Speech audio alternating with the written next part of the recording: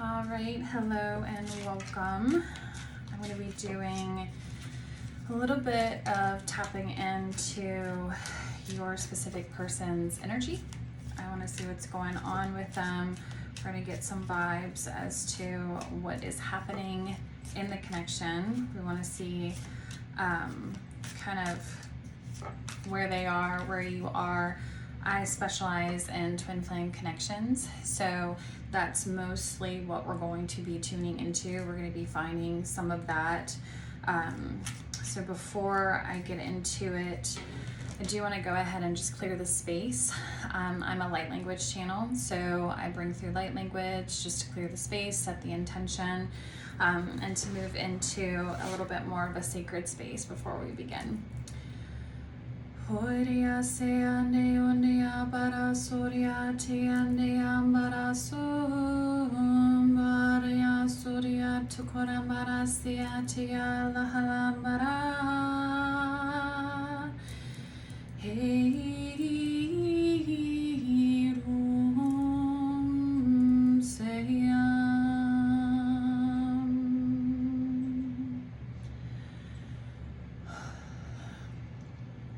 I'm going to go ahead and call in divine white light. I work with the archangels. I'm going to ask Archangel Michael to just come in and clear the space, remove any and all the vibrational thought forms, beings, and or entities.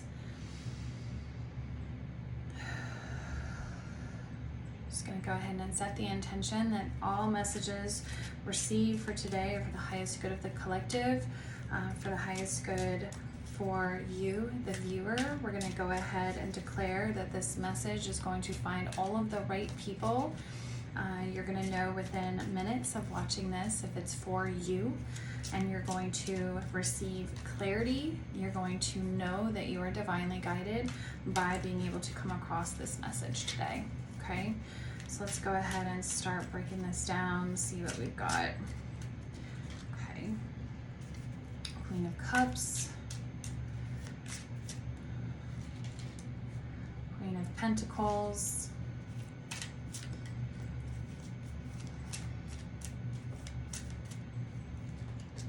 Knight of Swords. This is interesting. Okay. And the Four of Cups. Okay. I want to pull, let's get some vibes here as to kind of what is going on. What's the purpose of what's happening right now in this connection? Let's see those.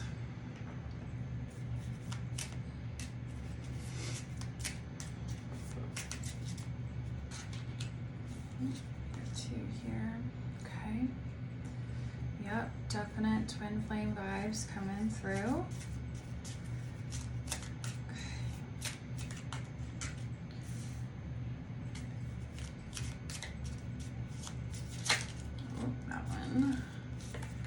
Okay. Right. I'm going to tune into some emotions. I really like these cards.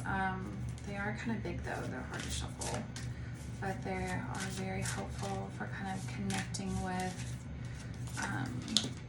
some emotions that we have going on here. They're happening in this connection. Let's see. Okay. Okay.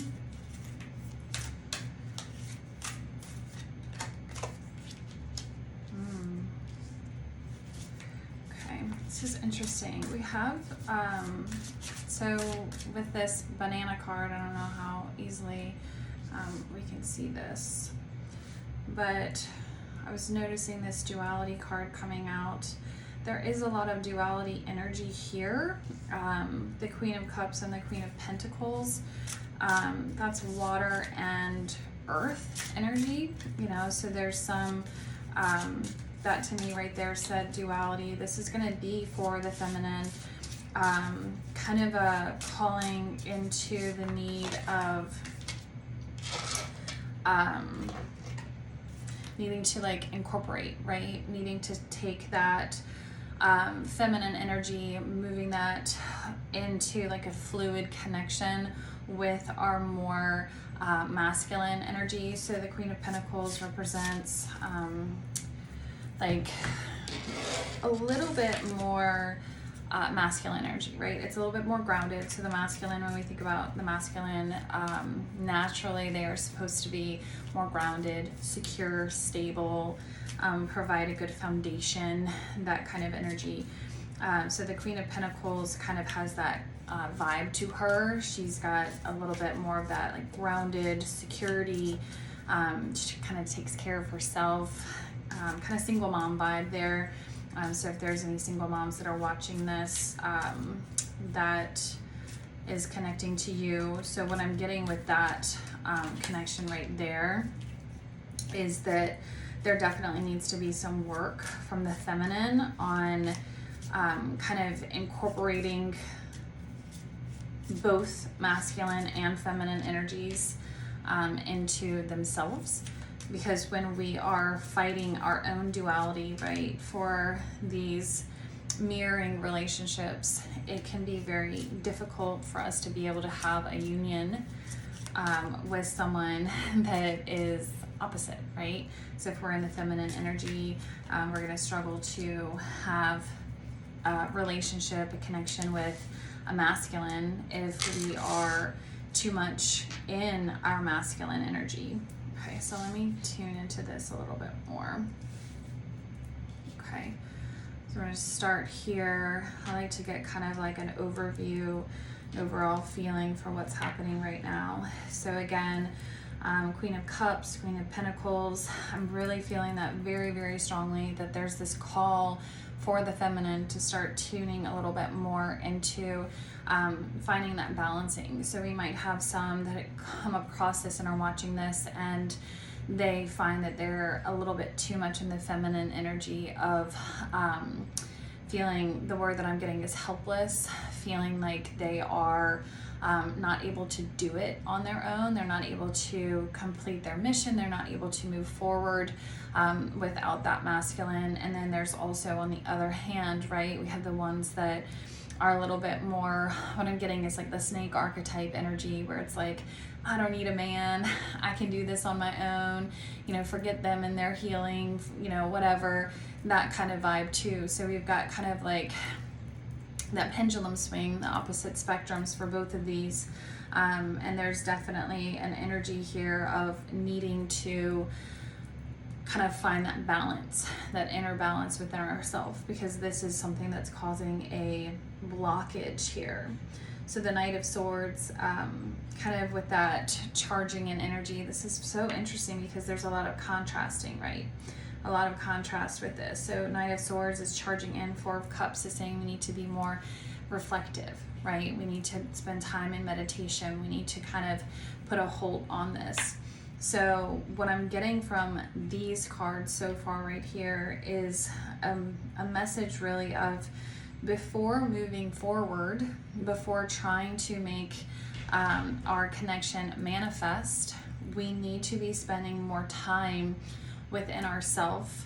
I love how I was called to wear this shirt today, that meditation, right? That energy within ourselves, that incorporation. And this can be the masculine too, right? The masculine needing to sit there and incorporate both their masculine energy and their divine feminine energy, right? The divine feminine energy is all about, so interesting. So the energies that came up here are so interesting again. So we have empathetic, right? This is a divine feminine energy, loving energy, right? So we've got those two energies that came out, but then we also have possessive, lazy. So these are going to be wounded masculine energies, okay? So divine feminine energy is the medicine. It's the medicine for helping to call the masculine up to rise, but it's also how we heal by stepping into that energy of being more nurturing, about being more compassionate, about being able to show up in this space of, like the Queen of Pentacles, kind of standing our ground, standing in a space of, I am grounded, I provide my own sense of security by being in this grounded energy. And I trust with the Queen of Pentacles, I trust the flow, right? I trust this flow of energy. So this is a really beautiful, balanced, divine feminine energy, right? When we're struggling with this masculine, like the toxic masculine vibration, that's going to be a lot more of this like possessive energy, or, you know, lazy. So what I'm getting with these two right here, possessive, this is going to be the wounded archetypes that are a little bit more overactive. So we have 3 overactive wounded archetypes, and those are definitely going to show up in a more like possessive, that domineering energy. I want to dominate. I feel the need to do that because I'm insecure, right? Or we have the contrast of lazy, like not showing initiative, not taking the lead, not showing up how we need the masculine to do so. So this is really, really fascinating. So much duality, and this card did come out, right? The duality card. I'm noticing the triangle here for this one specifically, and that to me is talking about the Trinity, right? Us, divine feminine, divine masculine, and the divine, right? So there's this like need for tuning into this connection. There's a need for coming into this vibration of more alignment if we're going to find ourselves moving forward in a connection. Again, with continuance, right? We want that continuance. We want to be able to move forward. We want to be able to have the same kind of Knight of Swords energy, right? That energy, that vibrance, that moving into this, charging into this, feeling confident and secure, moving forward into it. And we want to feel, again, in a divine masculine energy, we want to feel protected, right? We want to feel safe. We want to feel like it's safe for us to show up in this divine feminine vibration, to show up in this divine feminine energy. So there's a lot of reasons why the feminine struggles to do so, right? We go into that snake archetype where, you know, I don't need a man. I got to look out for number one. I got to protect myself. I got to always be on the offense. Got to be hyper vigilant, right? Because we have been hurt by the masculine, and we should be protected by the masculine, right? That's the natural vibration. That's the natural energy of the masculine, is protection, provision, security. So when we're finding that we're in these experiences of this off balance energy, we're going to find that the masculine becomes much more passive, and then the feminine turns a little bit more into a toxic masculine energy because of this level of overcompensation. So we're living in a society now where I refer to it as the matrix, the patriarchal matrix, where we're kind of being taught that the roles need to flip, right? So the feminine has been oppressed for so many years, right? And we're finally getting to a place where we feel that we have more rights, that we have more accessibility to resources that were being withheld from us, and we could only access through utilizing a masculine, right? We were seen as property. We were traded for that purpose as well, for the elevation of the masculine. So now that we are kind of gaining some ground, there's this idea of really like digging the heels in and not wanting to allow the masculine to also like move forward in this energy. This is going to cause a lot of struggles with the possibility of union for counterparts, right? Divine partnerships, and this can be soulmates, mirror souls, twin flames. It can be kind of any of that category, because soulmates are also going to be divinely guided soul connections, right? So when we think about the concept of twin flames, and we think about the concept of mirror souls and different things like that, we put ourselves into a very limited energy.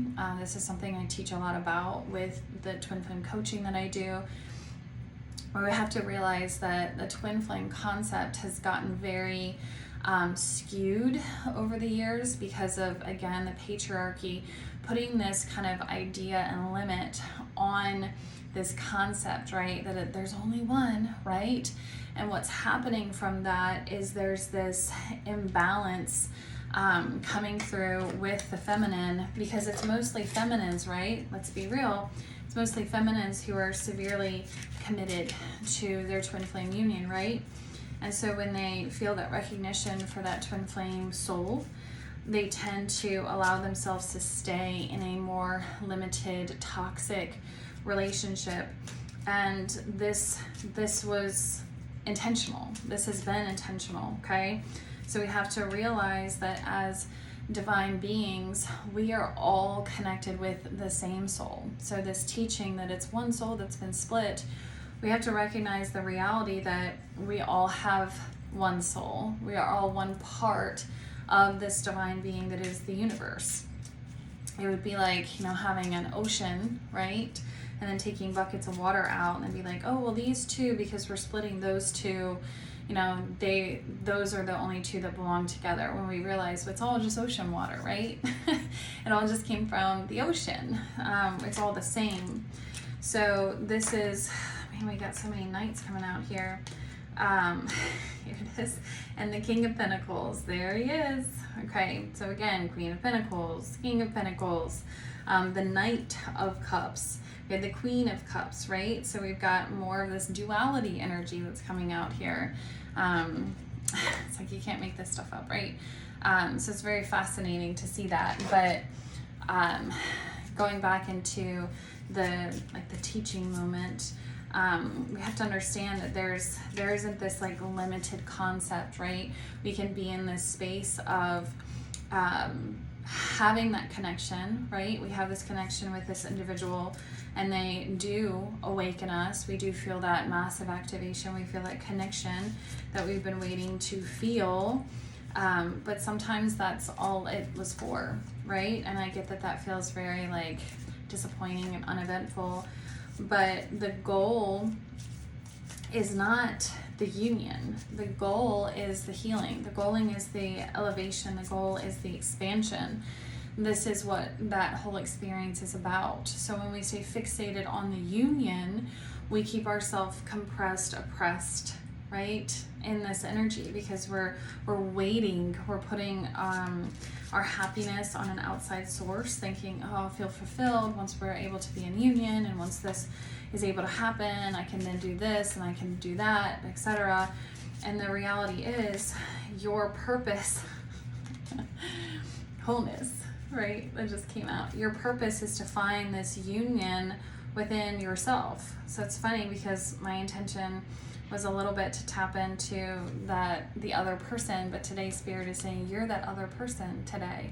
Today we're going to talk about how we need to work on finding the union within ourself first before even trying to have that external union. So this is what is causing the block, right? It's us being so fixated on the external, being so fixated on having this like come to being, right? Manifesting this partnership, where in reality we have to find the partnership within us first. When we remember that the twin flame union is about being able to transcend and heal really everything. It's about surrendering our humanity. It's about being able to release all of the pain, all of the heartache, all of the suffering, the self-judgment out of our heart and our soul, and allow it to be transmuted and transcended, so that we're able to have this high vibrational union with another. So if we think about it, when the hearts are filled with this low vibrational energy of heartache, pain,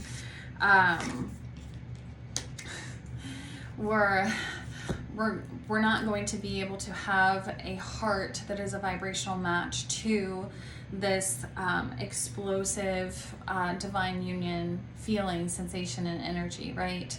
I'm going to say this, and I hope I don't upset or offend anyone, but I feel pretty confident that most people haven't had that explosive connection. Now, mind you, some who come across this very well might have, and that's amazing and wonderful, but the majority probably have not. And I'm doing this on purpose. We're going to look at these in a second. But the majority probably have not, right? They felt this connection. They felt this energy when they come into physical union with this other person, but there hasn't been that kind of explosive, eruptive, like truly divine, magical, combustive connection, right? And it's because our hearts and our souls are still too low vibrational because they're filled with all this muck, okay? It's so funny. So this card came out, feeling needy, right? So being in this needy, I need to have union. I need to be in this connection. I need to experience this. I need to feel this. And the reality is, what we need first is our own connection, right? Our own divine connection with ourselves. So we have, for these ones, we have healing heart, freedom from heartbreak, freedom from toxic relationships. So again, talking about being introspective, right? Kind of being on our own here in this space. The relationship is over, right? Wow. So sometimes recognizing when we're in separation, this is meant to happen. This is meant to be transpiring, right? So the next one we have here is ascending, okay? So ascending, transcending obstacles, learning, expansion, new phase, preparing for union, okay? Cannot make this stuff up. Hammer. Sabotage, rebuilding, repetitive, persistent, working on it, okay? So what I'm getting from this one is this is how it begins to rebuild.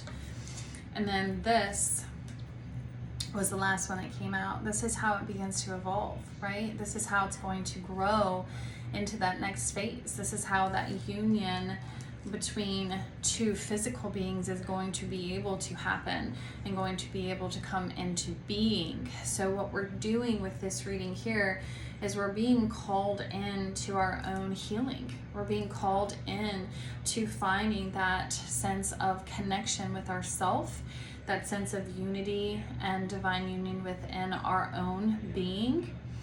And this is what's going to allow us to become that vibrational match for our physical union with a divine partner. I hope that this was helpful. I hope that this made sense. I hope that this reaches the right people and that this message is well received. If you have any questions or need anything, feel free to comment below. I would love for you to subscribe, like, share, all of those things, right? And if you have any questions about having your own twin flame reading, I do specific ones for that. You can find the link below, as well as learning more about the archetypes. That's something that I developed, the Witch's Wound archetypes.